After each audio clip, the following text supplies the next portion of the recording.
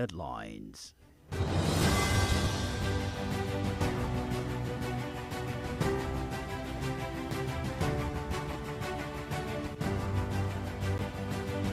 President Tinubu urges acting CJN Kekiriako.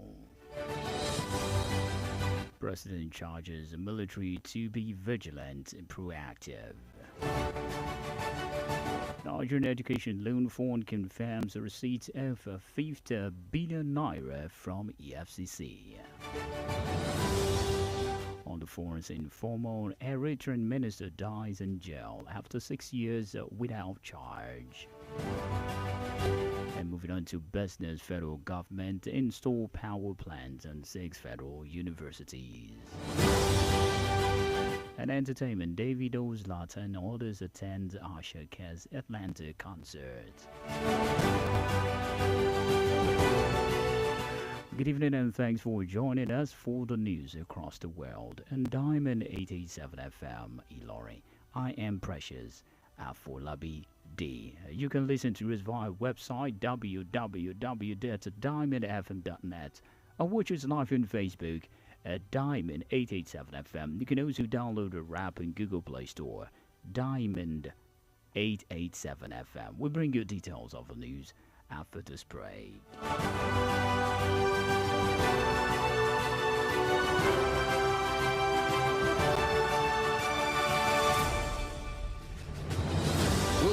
They never sabi anything. Now we get this town and city and we go burn and down as long as say you they give us better money. Nothing consign us. Just give us the change and we go scatter ground. Young man, wait, stop and think. Why cut your life short, following evil orders from unpatriotic elements? Ask yourself, would they put their own children in these dangerous situations? Is it worth the shame, pain and disgrace to your family, friends and loved ones? Think about it and say no to being used to disrupt the peace. This message is reaching you from Diamond 88.7 FM, Ilorin.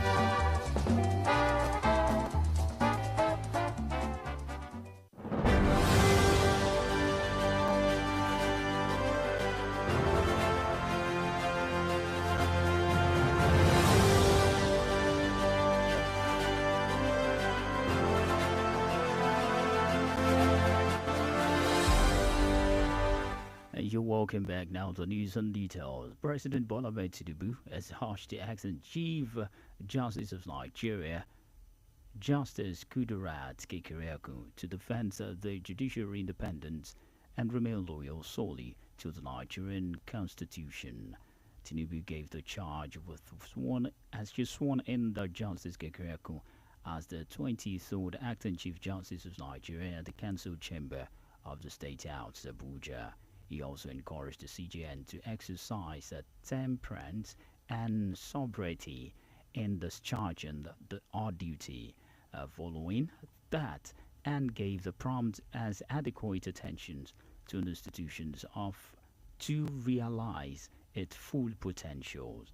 The president, who returns to the country from France in the early hour of today, stated that the judiciary will receive all the support it needs to advance Nigeria's democracy.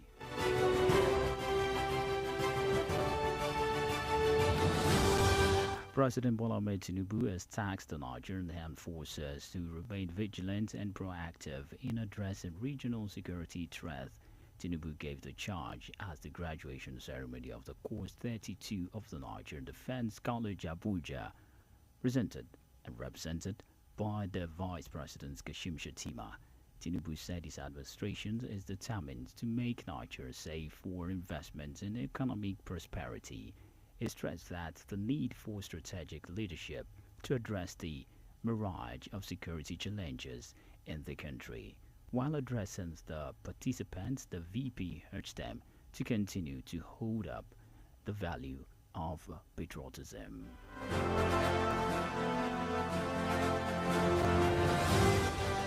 The Supreme Court has upheld the elections of the Senator Doye Diri of Bayelsa State. The apex court in the judgments today dismissed the appeal brought by the governorship candidate of All Progressive Congress APC, Timbre Sylvia, and the late judgment delivered by Justice Gabala held that the appeal by Sylvia and the APC was not only lacking merit, but a gross abuse of court process. The unanimous decisions of the Apex Court upheld the earlier decisions of the Court of Appeal and the Elections Petitions Tribunal. The Court of Appeal in Abuja had on July 18th, 2024, in a unanimous judgment, affirms the decisions of Bayelsa Governorship Elections Petitions Tribunal, which upheld Dere re-election on November 11, 2023. Management of Nigerian Education Loan Fund, now Fund, has received an additional 50 billion naira from the Economic and Financial Crime Commission (EFCC). The release of the fund follows the directive of President Bola Tinubu in a speech on 4th August 2024 directing the EFCC to transfer the funds to NEL Fund to further boost the student loan program. Director Corporate Communications Nigeria Education Loan Fund, Mrs. Oshiyemi Oluwatuyi, confirmed this in a statement today in Abuja, noting that the fund, under the leadership of its managing director, Mr. Akintunde Soya, is pleased with the release of the fund. The statement added this significant injunction of the fund represents a major milestone in administration's commitment to bolstering access to education by providing financial support for students across Nigeria. The First Lady of Nigeria, Senator Oluremi Tinubu, has emphasized the importance of empowering Nigerian women and acknowledged their dedications and hard work in various businesses. Senator Oluremi Tinubu stated this during the launching of the Economic Empowerment Program of the Renewed Hope Initiative in Kwara State. Senator Tinubu, who was represented by the First Lady of Kwara State, Ambassador Professor Olufolake Abdulrazak, highlighted the focus of Nigerian government on women's interests, particularly emphasizing economic empowerment. She reiterated our commitment to introduce more initiative aimed at enriching the lives of women, youth, and all citizens across Nigeria. According to the First Lady, the sum of 50 million naira had been disbursed in each state, and each beneficiaries will receive a sum of 50,000 naira each to boost their businesses. 23rd of August, a significant because during the night of 22nd through to the 23rd of August 1791, on the island of Saint Domingue, known as the Haiti, an uprising began which set forth events which were a major factor in the abolition of the transatlantic slave trade. In commemorations of the day, Joseph Meribe, a news editor with Diamond FM, filed in this special report.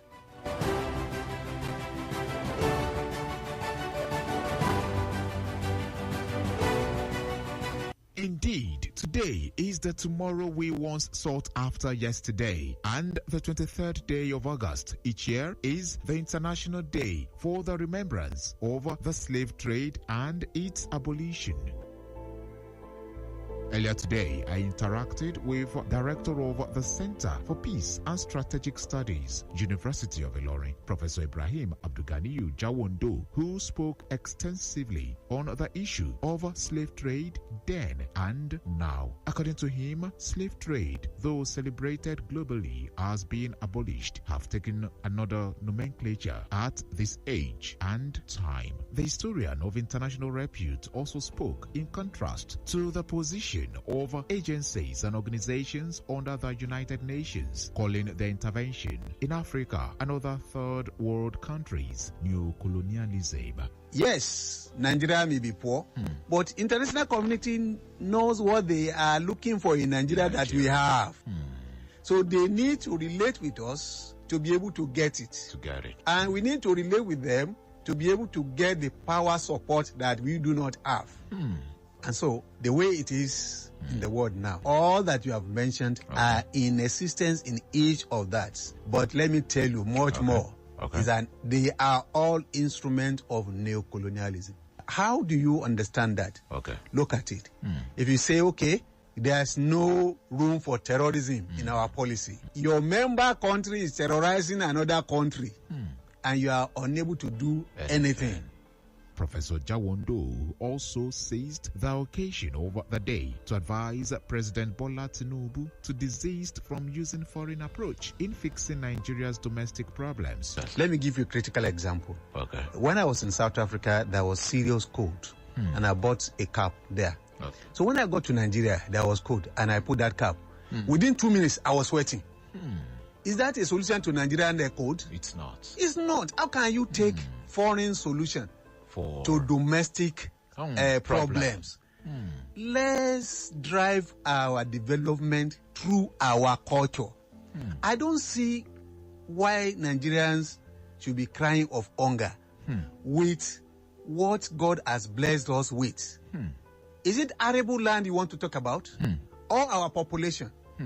Also responding on the issue, Samuel Akande, a student of mass communication, University of Ilorin, interning with Diamond FM, met with Mr. Oluwatoyin Olabode and Mr. Lawal Abdul on the matter. I would say abolition of the slave trade has been a good move, and has been something impactful to the country Nigeria and the whole world generally. It makes us realize who we are, and it stop being enslaved by people, not out of our will, but unwillingly selling ourselves to slave master. So the abolition really helps us to know who we are and to build on our culture in moving Nigeria forward. Just pick you, most of these people, they are now the big people there now. America, Liberia, they are all slave trade. Modern slave in our ones, our politicians were what you call a leru German. Babangida Day, look where this were Berrigan, or Jarubasi war, Lubadini. What do you call it? Okweru, Kweru, Kwera, a man, we are Bassi Mooney. Bometan Batchelor Modo, Eruna, Abramuka, Eruniwa, but do about say Moon, to about Murubioma, which Domano. Get me right. Ama Erukuni, Monsanure. This historic day, designated by the United Nations Educational, Scientific and Cultural Organization, UNESCO, to memorialize the transatlantic slave trade, serves as a reminder of the atrocities endured by millions of individuals forcibly taken from their homes and subjected to inhumane conditions. The slave trade, spanning centuries, caused immense suffering and shaped the world we live in today. It is essential to commemorate this day, to honor the victims, learn from history, and work towards a more just and equitable future. As we observe this day, it is crucial to acknowledge the past, honor the resilience of those who suffered, and commit to combating all forms of modern-day slavery and discrimination. Joseph Emeribe for Diamond FM News.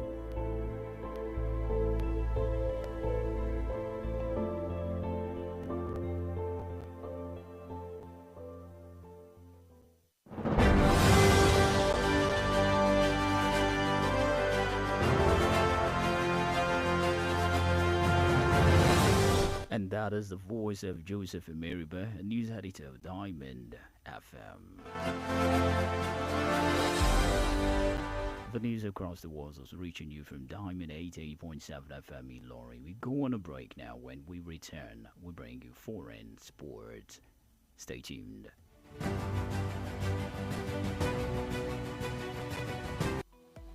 Follow us on social media, Facebook, Twitter and Instagram at Diamond 87 FM. Diamond FM, shining supreme.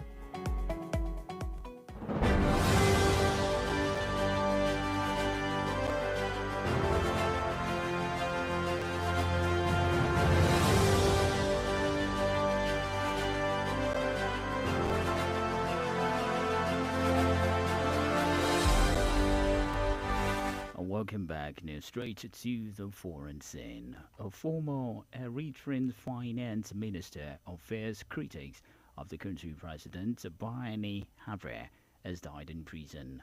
The 79-year-old was Eritrean's longest-serving minister of finance, but was removed from his role in 2012 following the clashes with President Asias Afwerki. And 6 years later, he was jailed after releasing the book where he describes the president as a dictator who needed to resign. His family told the BBC that the authorities, who rarely confirms the death of the senior officials in custody, had notified them of Mr. Barney's death, and his body has not yet been released, his family said, and it's not clear when exactly how Mr. Barney died. President ECS has ruled out the Eastern African country without holding national elections since winning the independence war against Ethiopia in 1991.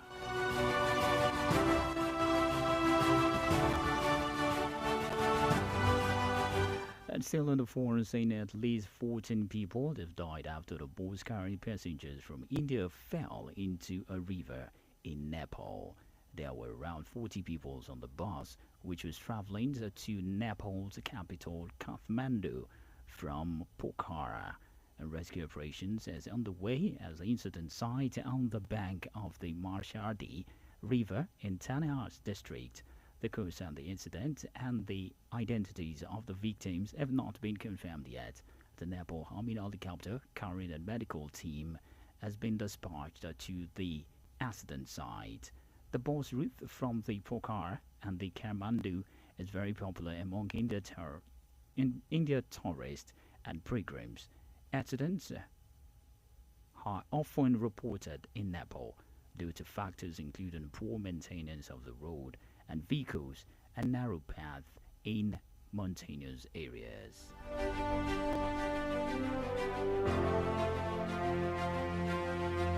And moving on to the business news. Diamond FM Business News. The federal government, through the Rural Electrification Agencies, has installed power plants in 6 federal universities as part of the efforts to provide reliable power to critical sector of society. This is according to the recent briefing provided by the agency Managing Director Abba Abubakar Aliyu to the Minister of Finance and Coordinating Minister for the Economic and Wale Adun. The institutions include the University of Abuja, University of Maiduguri, Michael Power University of Agriculture, in Emudike Federal University, Gashua, in Yobe, the Federal University of Agriculture, and Abeokuta, the Nigerian Defense Academy in Kaduna. The meeting, which was contained in a statement from the Ministry of Finance, emphasized the transformative impact of REA's initiatives and communities across the country. And now moving on to the world of entertainment. Diamond FM Entertainment News. A famous Nigerian Afrobeat singer, Davido, was spotted among other top artists at Ashake's Lungun Boy tour concert in Atlanta, Georgia. Ashake performed at a sold-out show at the 17,000 capacity State Farm Arena in Atlanta. Is set to run for 10 days. In a trending video on social media, Davido appeared backstage with American rapper Quavo to support Ashake during the live performance. All the musicians in attendance include Nigerians hit makers Lantan and American rapper Rose Millions. Ashake tours comes just days after the release of the latest hit Lungun Boy, which features several superstars including Wizkid, British rapper Central C, Anne Stormzy, Travis Scott, and Brazilian singer Ludmilla.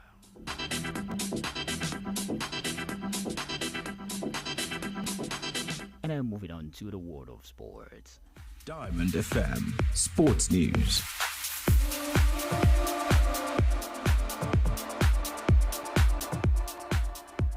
Remo Stars has jetted out to Casablanca, Morocco to keep a date with ASFAR Rabat.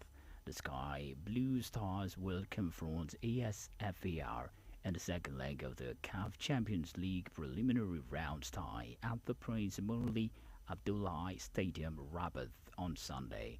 Daniel Ogunmode, these sides played a 1-1 draw with the Moroccans in the fourth leg last weekend.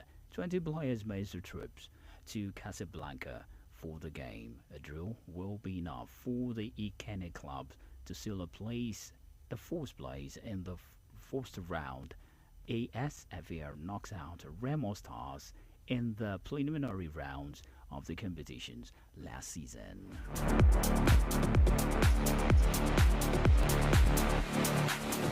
And still on the world of sport, Chelsea manager Enzo Maresca has named Robert Sanchez as his first choice goalkeeper. Maresca confirms this to reporters during today's press conference ahead of his weekend trips to Wales. Sanchez was selected for the fourth league fixtures against Manchester City, which the Blues lost 2-0 at Stamford Bridge. 4 days later, Maresca picked Phillips Johnson for the UEFA Conference League, played a fourth leg against Soviet at home. He has confirmed that both keepers will be used for those competitions moving forward.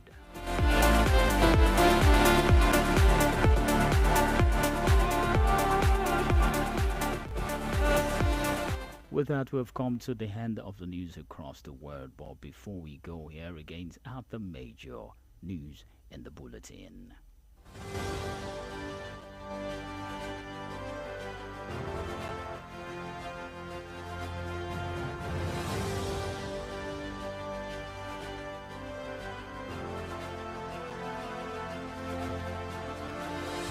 President Tinubu urges acting CJN Kekeriaku to defend the judiciary independence.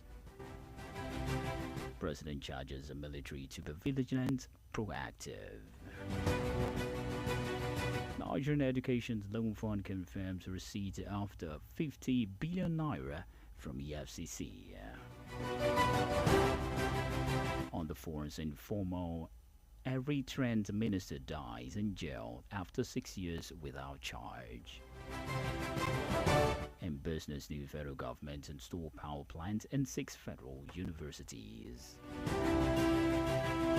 Davido's attends, others attends Ashoka's Atlanta concert.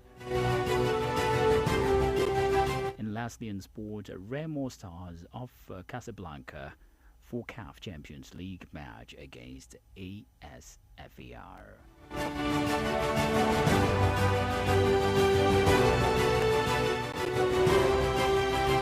Do you know on this day in 1971, an uprising that plays a crucial role in the abolitions of the transatlantic slave trade began in Saint Dominique, known as Republic of Haiti today. Now you know. For news coverage or information about happenings around you, kindly contact Diamond FM Newsroom on 0916 062 7526. The news across the world was edited by Abiodu Akiwumi. I am Precious Afolabi. Many thanks for listening.